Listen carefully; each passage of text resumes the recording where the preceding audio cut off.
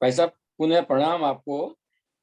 आपके हाँ, शानदार 4 एपिसोड और एक यज्ञ के ऊपर पूर्ण विवेचना लोगों को बहुत उद्वेलित कर रही है, लाभान्वित कर रही है और लोगों को बहुत अच्छा मानसिक खुराक मिल रहा है। हिंदू संस्कृति, हिंदू जीवन पद्धति को समझने का एक सुअवसर आपने दिया है। इसी क्रम में मैं आपसे निवेदन करूंगा कि एपिसोड 5 की आगे की कार्यवाही प्रारंभ करें। नमस्कार। जय श्री हरि। हम सब लोग आज फिर से एक बार मिल रहे हैं भगवान श्री कृष्ण की वाणी का आनंद लेने के लिए। कुरुक्षेत्र के रण में दोनों सेनाओं के बीच भगवान का, अर्जुन का रथ खड़ा है और भगवान जो है उन पर गीता का उपदेश दे रहे हैं। क्या देती है गीता, ये बताना चाहते हैं।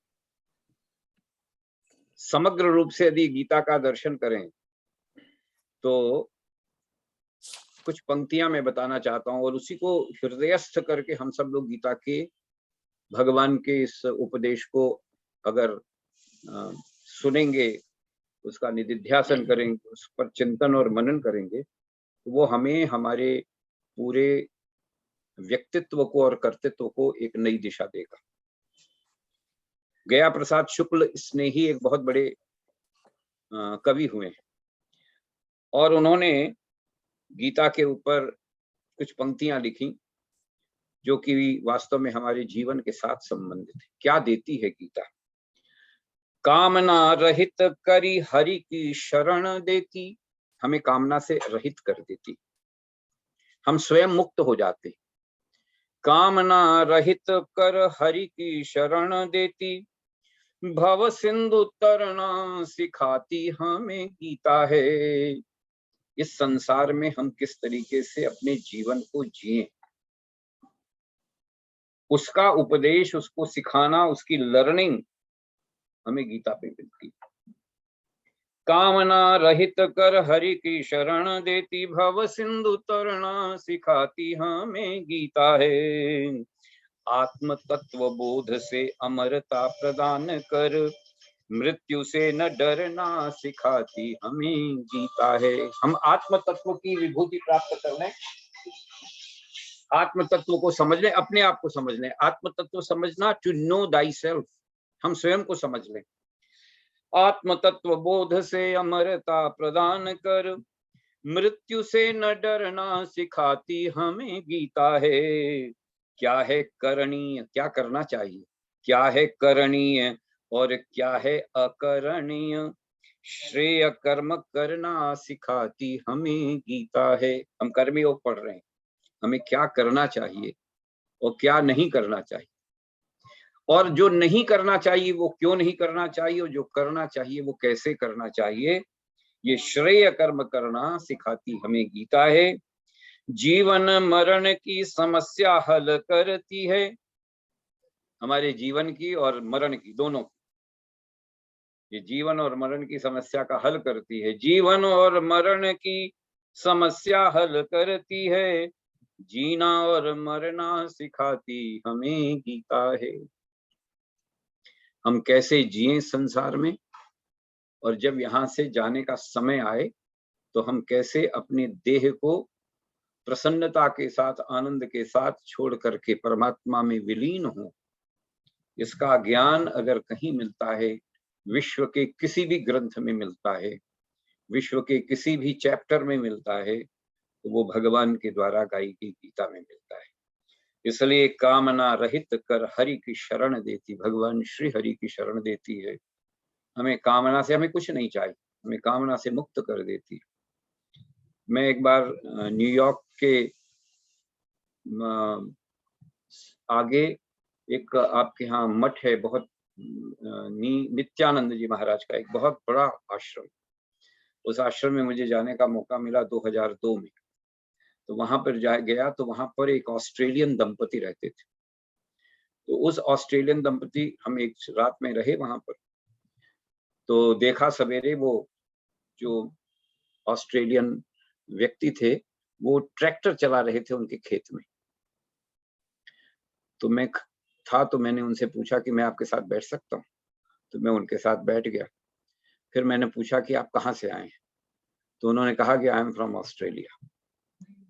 मैंने कहा ऑस्ट्रेलिया से आप ये नित्यानंद जी के आश्रम में कैसे आ गए? कहता है Nityanand ji came there and I became the disciple, so I came along with him. मैंने कहा आपका कारोबार? तो मुझे सुन करके बड़ा आश्चर्य हुआ। उस समय उनका 200 बिलियन का कारोबार था ऑस्ट्रेलिया में, अभी भी होगा शायद, पता नहीं। मैंने कहा फिर आप इतना बड़ा कारोबार छोड़ करके यहाँ आ गए? कहता है मुझे वहां पे मजा ही नहीं आ रहा था, यहाँ आता हूँ। मैंने कहा आपके 50 ऐसे ड्राइवर होंगे जो चलाते होंगे, आप यहाँ पे ट्रैक्टर चला रहे हो। कहता है इस ट्रैक्टर चलाने में जो आनंद है वो मुझे वहां के साम्राज्य में आनंद नहीं मिलता। तो उन्होंने कहा कि ये कैसे संभव हुआ? उन्होंने कहा नित्यानंद जी का साथ और उनके द्वारा दिया हुआ गीता का उपदेश मुझे ऑस्ट्रेलिया से अमेरिका ले आया और मैं उनके सानिध्य में बड़ी प्रसन्नता के साथ अपनी पत्नी के साथ रह रहा हूँ। मुझे मालूम नहीं कि उसके पीछे उनका दर्शन क्या है, उनकी फिलॉसफी क्या है, what was his philosophy, but still I remember कि इतनी बड़ी संपत्ति को और साम्राज्य को छोड़ करके वो वहां आए, खेत में केवल ट्रैक्टर चलाते थे और कुछ अन्न उपजाने करते थे और दिन भर आश्रम में भगवान के साथ बैठे रहते थे। And he was contented, fully contented. तो ये गीता का कामना रहित कर हरि की शरण देती, ये जो पहली लाइन है ना, ये मैं बता रहा हूँ उसका एग्जाम्पल। वो कामना से बिल्कुल रहित हो गए थे और हरि की शरण ले लिया था। और तब कह रहे थे कि भव सिंधु तरना सिखाती हमें गीता है। गीता हमें ये सिखाती है, गीता हमें कंटेंटमेंट देती है, गीता हमें पूरी तुष्टि देती है, हमें पुष्ट करती है और हमारी रति को बदल देती है। तुलसीदास ने जब रामचरितमानस का अंत किया तो एक बहुत बड़ी प्रार्थना की और वो प्रार्थना क्या कही? काम ही नारी प्यार जिम, लोभ ही प्रिय जिमिदाम, तिमि रघुनाथ निरंतर प्रिय लागो महिरा। जिस तरीके से कामी व्यक्ति को, वासना से सिक्त व्यक्ति को स्त्री बहुत प्यारी होती है, काम ही नारी प्यार जिमी, और लोभ ही, जिस प्रकार से लोभी व्यक्ति को दाम, पैसा बहुत प्यारा होता है, बस भगवान मेरी जो वासनाएं हैं उसको तुम थोड़ा सा दिशा बदल दो। तिमि रघुनाथ, वैसे ही हे रघुनाथ जी, हे राम जी, तुम मेरी वासना को उपासना में बदल दो, मैं तुम्हारा हो जाऊं। ये काम करना अगर किसी को सिखाती है तो केवल और केवल भगवती गीता ही सिखाती है।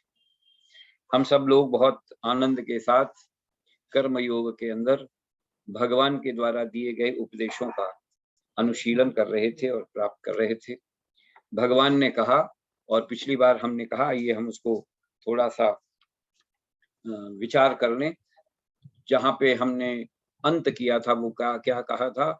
अन्नाद भवन्ति भूतानि पर्जन्याद अन्न संभवः, यज्ञात भवति पर्जन्यो यज्ञः कर्म समुद्भवः, कर्मो ब्रह्मोद्भवं विद्धि ब्रह्माक्षर समुद्भवम्, तस्मात् सर्वगतं ब्रह्म नित्यम यज्ञे प्रतिष्ठितम। यहाँ पे हमने उस समय पिछली बार विराम लिया था और ये कहा था, भगवान कहते हैं देखो, अन्न से सभी भूतों की तुष्टि होती है, अन्न से सभी लोग जो है संतुष्ट होते हैं। मूल जो है वो अन्न है। अन्नादि भवन्ति भूतानि, जितने भी भूत हैं, जितने भी प्राणी हैं, वे सभी के सभी अन्न से पोषित होते हैं, अन्न से पोषित होते हैं। ये पढ़ा था। अन्नादि भवति भूतानि पर्जन्याद, और अन्न कहाँ से मिलता है? तो कहता पर्जन्य से मिलता है। पर्जन्याद अन्न संभवः, पर्जन्य से मिलता है। पर्जन्य कहाँ से आता है? कहता यज्ञात भवति पर्जन्यो, यज्ञ से पर्जन्य प्राप्त होता है। और यज्ञ कर्म समुद्भव, यज्ञ कहाँ से आता है? कहता तुम्हारा कर्म ही यज्ञ करता है। यहाँ पर हमने उस दिन विश्राम लिया था। फिर कहा था कर्म ब्रह्मोद्भवम विद्धि ब्रह्माक्षर समुद्भवम, तस्मात् सर्वगतम ब्रह्म नित्यम यज्ञे प्रतिष्ठितम। यहाँ पे हम सब लोगों ने ये जाना कि ये यज्ञ ही है जिसके कारण समस्त सृष्टि चलती है। ये सृष्टि का जो चक्र चल रहा है ये भगवान के द्वारा किया जा रहा यज्ञ है। कृष्ण कहते हैं ये मेरे द्वारा किया जा रहा यज्ञ है। इस यज्ञ के 3 अंतर ऊपर हैं और 3 अंतर, इसको समझ लेने की बात है। इसमें 7 चीजें, 7 करण हैं, 7, इसके 7 करण हैं। कौन कौन से करण हैं? कहता है सबसे नीचे एक पहिया होता है ना, पहिए की धुरी होती है। ये धुरी में कौन है? वो यज्ञ प्रतिष्ठित है। उस धुरी में यज्ञ प्रतिष्ठित है। 3 नीचे हैं और 3 ही ऊपर हैं इसके धुरी। सबसे नीचे क्या है? नीचे वाली चीजें 3 हैं। कौन कौन सी चीजें हैं? कहता है अन्न है, पर्जन्य है और भूत है। ये 3 नीचे की चीजें हैं। ऊपर की चीजें क्या हैं? कहता है कर्म है, उसके बाद ब्रह्म है और उसके बाद अक्षर है। 3 चीजें ऊपर, 3 चीजें नीचे, बीच में क्या है? यज्ञ है। हमने प्रारंभ जो किया था वो यज्ञ से किया था। आज हम उसको थोड़ा और विस्तार से समझ ले। जो भगवान ने कहा, उसने कहा यज्ञ को जानना चाहते हो, समस्त सृष्टि यज्ञ चक्र ही है। मेरे द्वारा किए जा रहे इस यज्ञ की 3 चीजें नीचे हैं। कौन कौन सी? कहता है अन्न है, पर्जन्य है और भूत है। ऊपर 3 चीजें कौन सी हैं? कहता है कर्म है, कर्म के बाद ब्रह्म है और ब्रह्म के बाद अक्षर है। अब इसको समझ ले, अन्न क्या क्या चीज है। अन्न का मतलब केवल गेहूं चावल नहीं है। अन्न का मतलब ज्वार बाजरा नहीं है। अन्न का मतलब है जो भी पंच महाभूत जिसका उपभोग भोग हम सब करते हैं, वो सब अन्न है, क्योंकि वो हम सब का पोषण करता है। अगर धूप न हो, भगवान भास्कर न उड़े, भगवान भास्कर न उगे, तो किसी भी प्रकार से हम जीवित नहीं रह सकते। अगर पवन न चले, अगर अग्नि न हो हमारे जठर में, हमारे समुद्र में और हमारे पृथ्वी पर, तो हम जीवित नहीं रह सकते। अगर शब्द न हो, आकाश न हो, अगर स्पेस न हो, तो हम जीवित नहीं रह सकते। तो ये जो पंच महाभूत हैं, कौन कौन से? अग्नि है, वायु है, पृथ्वी है और क्या है? कहता है आकाश है और क्या है? कहता है सभी प्रकार का श्रवण है। ये अगर 5 चीजें जिनका हम उपभोग करते हैं, ये भी अन्न है। ध्यान में आ गया? अन्न केवल और केवल सीरियल्स नहीं है। These are not cereals. अन्न वो सारे तत्व हैं इस संसार में जिनके भोग करके हमारा जीवन चलता है, वो सब अन्न है। कौन देता है? भगवान देता है, परमात्मा देता है, ब्रह्म देता है। तो अन्न। उसके बाद पर्जन्य। पर्जन्य कौन करता है? जो भोगता है वो पर्जन्य है। पर्जन्य का मतलब जो भोग रहा है। जैसे हम लोग क्या भोगते हैं? हम भगवान भास्कर की धूप को लेते हैं, पवन की सांस लेते हैं, अग्नि हमारे अंदर होती है, हमारे अंदर सारी व्यवस्थाएं चलती हैं। ये जो भोक्ता शब्द है, जिसको आप अंग्रेजी में कहते हैं कंज्यूम, सो कंज्यूमेबल, कंज्यूमर, जिसको आम शब्दों में कहा जाता है भोक्ता, वह क्या है? वो पर्जन्य। भूत क्या है? केवल व्यक्ति नहीं, केवल मनुष्य नहीं, सारे के सारे प्राणी भूत हैं। जलचर, थलचर, नभचर जितने भी हैं, जितने भी 84 लाख योनि हैं, 84 लाख जितने भी लोग हैं जो इन सब का उपभोग कर रहे हैं, वो क्या हैं? वो सभी भूत हैं। तो ध्यान में आया? 3 चीजें नीचे और 3 चीजें ऊपर क्या क्या हैं? कहता है तुम्हारा कर्म। सबसे ऊपर की तरफ इसको भोग करके, इसके भोक्ता बन करके, इसको तुमने स्वीकार करके तुमने क्या किया? कर्म किया। पहला कर्म कैसा होना चाहिए? तो कहा कि तुम्हारा कर्म, ये भगवान कह रहे हैं, तुम्हारा कर्म कैसा होना चाहिए? कर्म ब्रह्मोद्भवम विद्धि ब्रह्माक्षर समुद्भवम तस्मात् सर्वगतम ब्रह्म नित्यम यज्ञे प्रतिष्ठितम। ये बात कही। चौथी बात आई, यज्ञ हुआ, कर्म तुम्हारा यज्ञ बने। किसके लिए बने? परमात्मा के लिए बने, अपने लिए नहीं बने। कर्म ब्रह्मोद्भवम विद्धि, ब्रह्म की उपासना के लिए, विद्धि करने के लिए तुम्हारा कर्म होना चाहिए।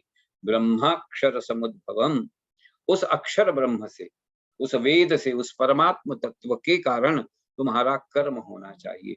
ये बुद्धि तुम्हें प्राप्त होनी चाहिए। और वो क्या होगा?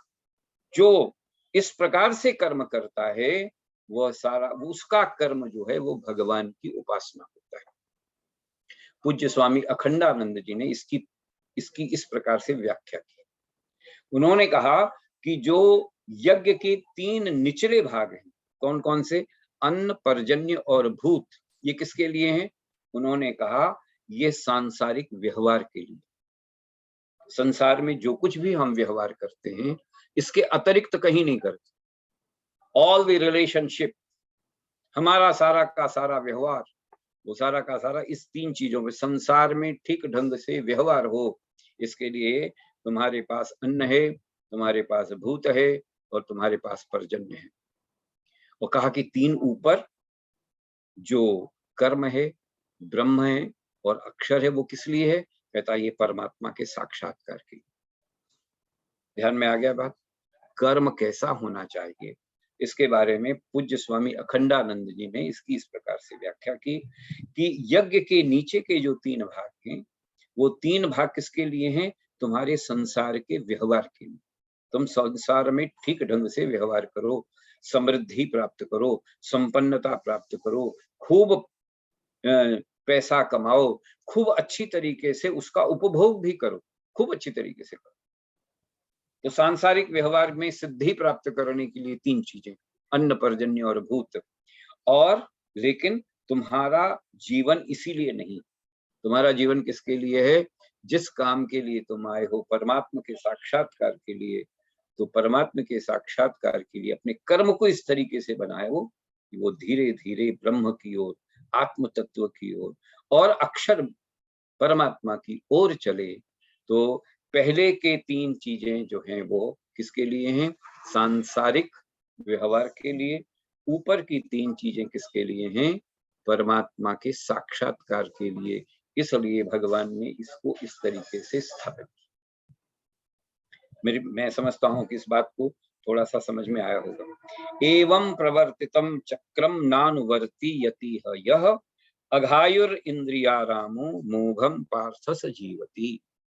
हे पार्थ, हे अर्जुन, जो मनुष्य लोक में, इस लोक में, अपने जीवन में इस प्रकार से कर्म करता है, प्रचलित भगवान के द्वारा दी गई सृष्टि चक्र के अनुसार अपने कर्म का निरूपण करता है, वह अंततो गत्वा सिद्ध होता है। लेकिन जो अघायु होता है, अघायु मतलब जो भोगों में रत रहता है, जो केवल और केवल संसार में ही रहता है, यानी अन्न, पर्जन्य और भूत में ही रमा रहता है, वो अघायु होता है। वो पाप कर्म करके इस संसार से जाता है और उसको किसी भी प्रकार से मुक्ति नहीं मिलती। तो कर्म कैसा होना चाहिए? कर्म हमारा इस प्रकार से होना चाहिए कि संसार की सिद्धि भी हो और भगवान के साथ हमारी उसके साथ प्रसिद्धि भी हो, वो हमारी साधना का लक्ष्य बने। मैंने पिछले 2 या 3 उसमें आपको एक श्लोक पढ़ा था, और वो श्लोक जो था उपनिषद का श्लोक था, ईशावास्य उपनिषद का। और उस ईशावास्य उपनिषद की छाया हमको यहाँ भगवान कृष्ण के वचन में देखने को मिलती है। उन्होंने कहा ईशावास्यमिदं सर्वं यत्किंच जगत्यां जगत तेन त्यक्तेन भुंजीथा माग्रदः कस्य स्वसिद्धनम कस्य सिद्धनम। ऐसा भगवान, ऐसे उपनिषदकार ऋषि ने कहा कि ये संपूर्ण जो संसार है, या नहीं, संपूर्ण जो ब्रह्मांड है, ये संपूर्ण ब्रह्मांड ईश्वर तत्व से आच्छादित है। ईशावास्यमिदं सर्वम यत्किंच जगत्यां जगत तेन त्यक्तेन। हमारा कर्म कैसा होना चाहिए, हमारा भोग कैसा होना चाहिए? भोग है ना ऊपर, भोक्ता, पर्जन्य कैसा होना चाहिए? तेन त्याग रहित भोग करो। और इसी बात को भगवान कृष्ण अगले श्लोक में कहते हैं, यसत्वात्मरतिरेव स्यादात्म तृप्तश्च मानवः आत्मन्यैव च संतुष्ट तस्य कार्यम न विद्यते। जो मनुष्य अपने आप में ही रमण करता है और अपने आप को ही तृप्त कर लेता है, वह अपने आप से संतुष्ट हो जाता है, उसके लिए फिर किसी भी प्रकार के कर्म करने की आवश्यकता नहीं होती। ये इस श्लोक के तुरंत बाद कहा है। तो अब इसको जरा समझ लो। एक तरफ तो कह रहे हैं कि कर्म करना चाहिए, और दूसरी तरफ अगले श्लोक में कह रहे हैं उसके लिए कोई कर्म नहीं करना चाहिए। तो क्या कर्म नहीं करना चाहिए? कॉन्ट्राडिक्टरी श्लोक है ये, एक दूसरे को काटता है। भगवान कृष्ण ने कहा तुम्हारा कर्म कैसा होना चाहिए, तो कहा कि कर्म इस प्रकार से होना चाहिए ताकि हम भगवत प्राप्ति कर लें, आत्म तत्व की प्राप्ति कर लें, अपने जीवन को ठीक कर लें, एक कर्म सांसारिक भोगों को भी भोगें, भगवान का साक्षात्कार कर लें, ऐसे कर्म होना चाहिए। लेकिन बाद के श्लोक में कहते हैं यत्सत्त्वात्म रतिरेव स्यादात्म तृप्तश्च मानवः आत्मन्यैव च संतुष्टस्तस्य कार्यम न विद्यते। उसके लिए फिर कर्म करने की कोई आवश्यकता होती ही नहीं, वो कर्म नहीं कर सकता है। ऐसा कैसे हो सकता है? ये दो बातें, दो विरोधाभासी बातें कैसे हो सकती? तो इसके लिए आइए हम उसको ठीक ढंग से उसको समझना चाहिए। This is to be understood in a proper manner, in सही तरीके से उसको समझने की कोशिश करें। देखिए, दो प्रकार के काम होते हैं। भगवान ने कहा यतो अभ्युदय निश्रेय सिद्धि सधर्म। हम धर्म पूर्वक जब चलते हैं तो उसमें कहा गया एक अभ्युदय करो और दूसरा निश्रेयस भाव से काम करो, यही तुम्हारा धर्म है। सांसारिक दृष्टि से तुम्हारा अभ्युदय होना चाहिए और आत्मिक दृष्टि से तुम्हारा निश्रेयस भाव से कर्म होना चाहिए। अब इस बात को और थोड़ा सा समझें। जितने भी हमारे कर्म होते हैं वे सारे के सारे कर्म तीन बातों को ध्यान में रख करके होते हैं, इसके अलावा चौथी कोई बात होती नहीं। कर्म कैसा होता है? या तो हमारी किसी के प्रति रति होती है, उसके लिए हम काम करते हैं। कर्म जो भी होता है वो बाहर का होता है। सांसारिक दृष्टि से अगर हमें कोई सफलता चाहिए, सांसारिक दृष्टि से कोई समृद्धि चाहिए, सांसारिक दृष्टि से हमें किसी संपन्नता चाहिए, सांसारिक दृष्टि से कोई सुख चाहिए, सांसारिक दृष्टि से अगर कोई साधन चाहिए, तो वो बाहर मिलेंगे आप। तो एक जो तीन चीजें हैं उसके लिए तीन शब्दों का प्रयोग किया है। जितने भी मनुष्य हैं उन्होंने तीन शब्दों का प्रयोग किया। रति अटैचमेंट, दूसरा तुष्टि कंटेंटमेंट, और तृप्ति सेटिस्फैक्शन। हमारे जितने भी काम होते हैं वो तीन आधार लेकर के होते हैं। हम जो कुछ भी कर्म करते हैं, पहली रति यानी अटैचमेंट, दूसरा होता है हमारी तुष्टि यानी कंटेंटमेंट, और तीसरा होता है तृप्ति यानी सेटिस्फैक्शन। यही होता है, इसके अलावा तीसरा कुछ होगा नहीं। आपकी जो रति है, अगर बाहर हमेशा हमारी रति बाहर होती, जैसे मैं अपने पत्नी से प्रेम करता हूं, मैं अपने पुत्र से प्रेम करता हूं, मैं अपनी पुत्री से प्रेम करता हूं, ये जो भावनात्मक जो लगाव होता है, ये अटैचमेंट है, ये कहाँ मिलता है? हमें बाहर मिलता है। हमारी पत्नी में मिलता है, हमारे पति में मिलता है, हमारे पुत्र में मिलता है, हमारे मित्रों में मिलता है, हमारे फ्रेंड्स में मिलता है। अनेक प्रकार की जितनी भी अटैचमेंट है, you will find that you will get outside. किसमें? जिसमें भी चाहे। तृप्ति कहाँ मिलती है? कहता तृप्ति कैसे होती है? कहता किसी को चाहिए कि बहुत अच्छा भोजन, अगर रसगुल्ला खाता है तो कब उसको तृप्ति मिलेगी? जब रसगुल्ला खा लेगा तो तृप्ति मिल जाएगी। अगर उसको कोई और बड़ी बढ़िया चीज मिलती है तो उसको तृप्त कब होगा? कोई बहुत बढ़िया शर्ट चाहिए, अगर उसको पहन लेगा तो तृप्त हो जाएगा। ठीक है ना? ये बाहर की चीज है जिससे तृप्ति मिलती है। You have got a wonderful shirt, you have got a wonderful jeans, you have got a wonderful shoes, बहुत बढ़िया आपके पास घड़ी है। ये क्या करती है? आपको सेटिस्फाई करती है। आपके पास बहुत बढ़िया डिओड्रेंट है, आपने लगा लिया, आप सेटिस्फाई हो गए, yes I have taken this. तो तृप्ति। और तीसरी बात होती है तुष्टि। आपको क्या हुआ? आपके पास एक मकान है, वो मकान आपको अच्छा नहीं लग रहा, वो आपने 4 कमरे का मकान के बजाय 8 कमरे का मकान ले लिया, उसको अच्छी तरीके से फर्निश करा दिया। इससे क्या हुआ? आपको तुष्टि हो गई। यही सारी चीजें हैं। 3 प्रकार की स्थितियां हमारे अंदर हैं और वह हमें बाहर जाकर के मिलती हैं। पहली रति अटैचमेंट, दूसरा सेटिस्फैक्शन एंड तीसरा कंटेंटमेंट। 3 चीजें।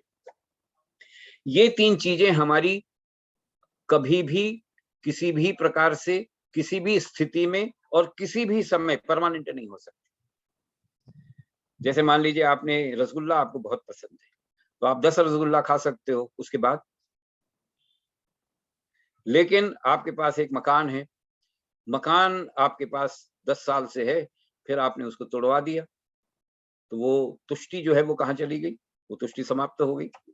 ये जो बाहर से मिलने वाली रति है, तुष्टि है और पुष्टि है, ये टेम्परेरी है। ये आपको किसी भी प्रकार से परमानेंट क्या नहीं दे सकती, सेटिस्फैक्शन, कंटेंटमेंट एंड अटैचमेंट नहीं दे सकती। कहाँ मिलेगी? तो भगवान ने कहा यहां मिलेगी। कहाँ? आत्मरति।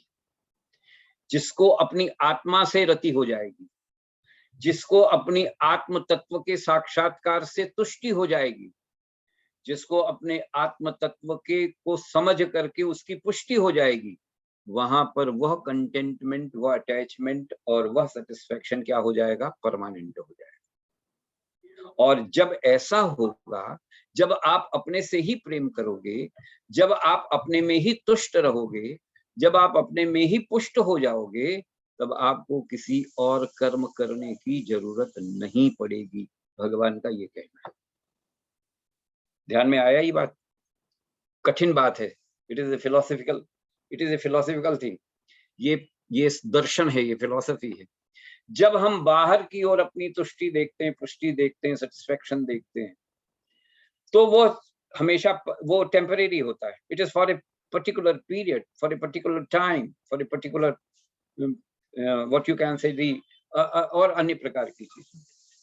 लेकिन जब वो बात हमारे आत्मा से संबद्ध हो जाती है, जब हम आत्मा से में निमग्न हो जाते हैं, तब फिर हमको क्या कर्म करने की जरूरत? फिर तो यहां पर ये कहता है कि आत्मन्यैव च संतुष्टस्तस्य कार्यम न विद्यते। तब भगवान ने कहा जिसको ऐसा होता उसको कर्म करने की जरूरत नहीं। हम लोग कहते हैं काम करने की, क्यों काम करें? तो काम न करने का जो एक हमारे में प्रेरणा मिलती है, काम न करने की जो बात होती है, वो काम न करने की स्थिति तब होती है जब साधना के हम शिखर पर पहुंच जाएं, हम अपनी आत्मा में ही संतुष्ट हैं। और इसके लिए सतत साधना और तपश्चर्या करना, उस कर्म के पादान से यहां तक पहुंचना पड़ता है। तब जाकर के ये स्थिति आती है कि हमें काम करने की कोई जरूरत नहीं है। ये इस बात को इस तरीके से समझना चाहिए, तो हमें पता लगेगा कि कर्म क्या करना चाहिए, कर्म कैसे करना चाहिए, और कर्म करने की स्थिति कब नहीं होती है। कौन ऐसा व्यक्ति है जो कर्म न करे? हमने कहा ना, कार्यम संतुष्टस्य कार्यम न विद्यते। उसको काम करने की जरूरत ही नहीं, उसको वो काम ही नहीं करता। तो भगवान ने कहा कि इस तरीके की स्थिति जब पैदा हो जाती है, तब वह व्यक्ति को काम करने की कोई जरूरत नहीं। क्यों? क्योंकि उसका परमात्मा के साथ, अपनी आत्मा के साथ तदाकार हो जाता है, उसमें उसके साथ मिल जाता है। और इस बात को ध्यान में रख करके हमें सांसारिक लोगों को, हम लोग जो इस संसार में रह करके अभी उतनी साधक नहीं बने हैं, तो किस तरीके से काम करना चाहिए, ये भगवान ने 18वें अध्याय के 46वें श्लोक में स्पष्ट रूप से बताया। क्या कहा उन्होंने? उन्होंने कहा यत प्रवृत्ति भूतानाम येन सर्वमिदं ततम स्वकर्मणा तमभ्यर्च्य सिद्धिम विन्दति मानवः। कैसे रहना चाहिए? उन्होंने कहा कि जिस परमात्मा ने समस्त प्राणियों को कर्म करने की प्रेरणा दी है, प्रवृत्ति दी है, उसको स्वभाव दिया है, बिना कर्म किए आप रह नहीं सकते। जिस परमात्मा ने, भगवान कह रहे हैं, ये भगवान कृष्ण कह रहे हैं, यत प्रवृत्ति भूतानाम येन सर्वमिदं ततम। जिस परमात्मा ने हम सबको, समस्त प्राणियों को कर्म करने की प्रवृत्ति और प्रेरणा दी। कैसे कर्म करना चाहिए? स्वकर्मणा तमभ्यर्च्य सिद्धिम विन्दति मानवा। 18वें श्लोक में कहा है। अंत में जाकर के भगवान ने अर्जुन को कहा है कैसे कर्म करना चाहिए, हम कैसे जिए।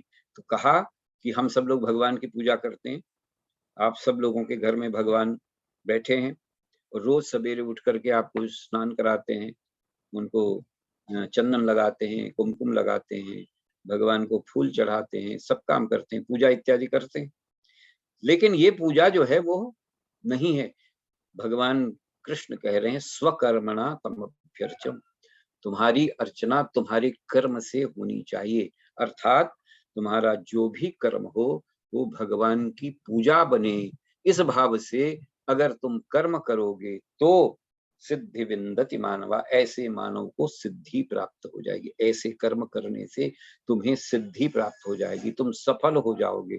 तुम सांसारिक दृष्टि से भी सफल होगे और आध्यात्मिक दृष्टि से, आत्मिक दृष्टि से भी संतुष्ट होकर के संसार से जाओगे। इस भाव से यहाँ पर, और चूंकि युद्ध में खड़े थे ना, तो कृष्ण ने अर्जुन को कहा मामन स्मर युद्ध च, केवल कर्म नहीं, युद्ध भी करना हो तो मेरा स्मरण करो और युद्ध करो। कैसी भी परिस्थिति हो, केवल और केवल मेरे को समर्पित करके अगर तुम कर्म करोगे तो दो बातें हो जाएंगी। एक, कर्म शुद्ध रहेगा, तुम भ्रष्टाचार नहीं करो, तुम बेईमानी नहीं करो। अगर मुझे समर्पित कर दिया कोई कर्म, तो फिर किसी भी प्रकार से तुम्हारी वासना नहीं होगी, तुम्हारा कर्म शुद्ध हो जाएगा। और दूसरा, तुम्हारी जो स्थिति, तुम्हारा जो आत्म है वो संतुष्ट हो जाएगा। भगवान शंकर की आराधना करते हुए एक बहुत बढ़िया श्लोक, आत्मा त्वं गिरजामति सहचरा प्राणा शरीरम गृहम पूजा ते विषयोग भोग रचना निद्रा समाधि स्थिति संचार पदयो प्रदक्षिण विधि श्रोत्राणि सर्वाग्गिरो यद्यत, ये कर्म, यद्यत कर्म करोमि तत्तदखिलम शंभो तवाराधन। हे भगवान शंकर, तुम ही तो मेरे आराध्य हो। भगवती गिरजा जो है वो मेरी मति है, वो मेरी बुद्धि है। आत्मा त्वम, तुम मेरी आत्म तत्व हो। भगवती गिरजा, भगवती गौरी जो है वो मेरी मति है। आत्मा त्वम गिरजा मति सहचरा प्राण, मेरे प्राण तुम्हारे सहचर हैं, आसपास हमेशा तुम्हारी परिक्रमा करते रहे। सहचरा प्राणा शरीरम गृहम, और ये मेरा जो शरीर तुम्हारा ही तो घर है, तुम ही तो इसमें बसते हो। प्राणा शरीरम गृहम पूजा ते विषयो, और जो मैं विषय का भोग उपभोग कर रहा हूं, जो कुछ भी मैं कर्म कर रहा हूं अन्न पर्जन्य और भूत के द्वारा, तो वह कर्म क्या बन रहा है? वह कर्म भगवान की प्राप्ति के लिए किया जा रहा है। तो इसलिए कहा प्राणा शरीरम हम पूजा ते विषयोग भोग रचना, जो कुछ भी मैं कर रहा हूं वो तुम्हारा संपूर्ण भोग और उपभोग, वो क्या है? वो केवल तुम्हारी ही आराधना है, तुम्हारी ही उपासना है। पूजा ते विषयोग भोग रचना निद्रा समाधि स्थिति, जब मैं सोता हूं वो समाधि तुम्हारे लिए ही तो करता हूं।